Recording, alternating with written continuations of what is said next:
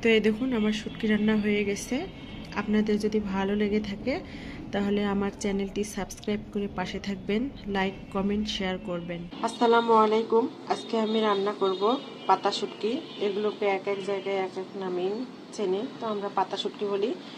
তো এই শুটকিটা আমি 3 ঘন্টা ভিজে রেখেছিলাম পানি দিয়ে, তারপরে ভালোভাবে ধুয়ে নিয়েছি গরম পানি দিয়ে।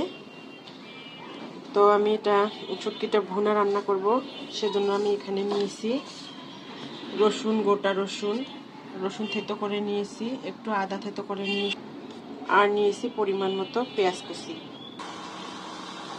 তো আমি চুলায় কড়াই বসিয়ে দিয়েছি,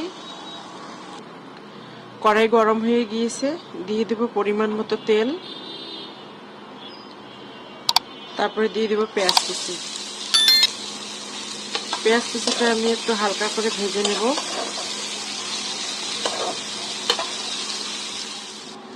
তো দেখুন ব্রাউন কালার হয়ে এসেছে, এখন দিয়ে দেব থেতো করা রসুন, থেতো করা আদা।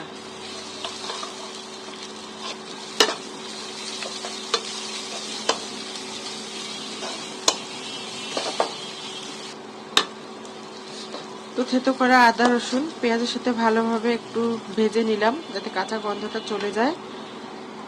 দিয়ে দেব পরিমাণ মতো হলুদ, শুকনো মরিচের গুঁড়ো, পরিমাণ মতো লবণ দিয়ে আমি মশলাগুলো এখন কষিয়ে নেব। শুকনো মশলাগুলো যাতে পুড়ে না যায় সেজন্য দিয়ে দেব পরিমাণ মতো পানি।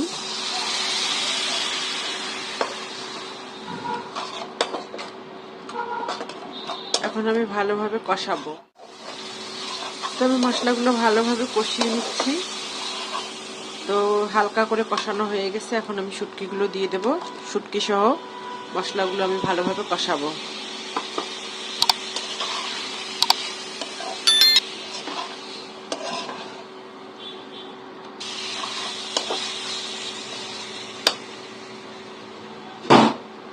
তো এখন আমি একটু ঢেকে দেব।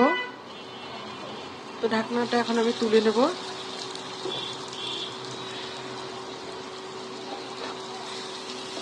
তো এই দেখুন নিচে লেগে গিয়েছে মশলার সাথে, শুটকিটাও আমি ভালোভাবে কষে নিচ্ছি। আর মাঝখানে আমি আরো 2 বার নেড়ে দিয়েছি অফ ক্যামেরায়।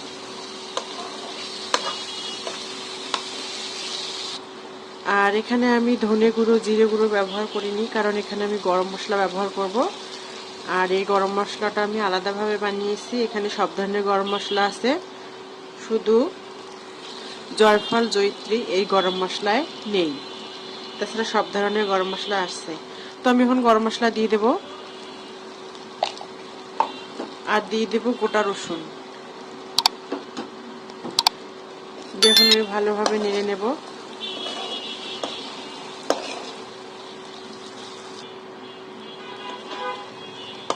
তো শুটকিটা আমার ভালোভাবে কষানো হয়ে গেছে। আমি অফ ক্যামেরায় আরো 5 মিনিট ভালো করে কষে নিয়েছি, জাল কমিয়ে। তো এখন আমি পানি দিয়ে দেব।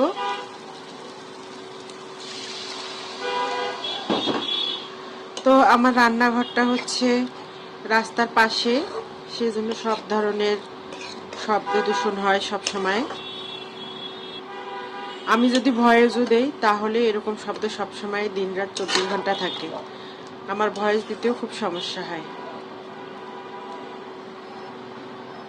তো আমি শুটকিটা এখন ঢেকে দেব।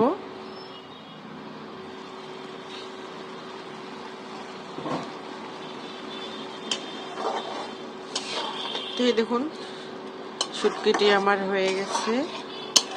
এখন আমি দিয়ে দেব ধনে পাতা কুচি। তো আমি ধনে পাতা কুচির পরিমাণটা একটু বেশি দিয়েছি, কারণ শুটকির মধ্যে ধনে পাতা কুচিটা বেশি দিলে আমার কাছে ভালো লাগে।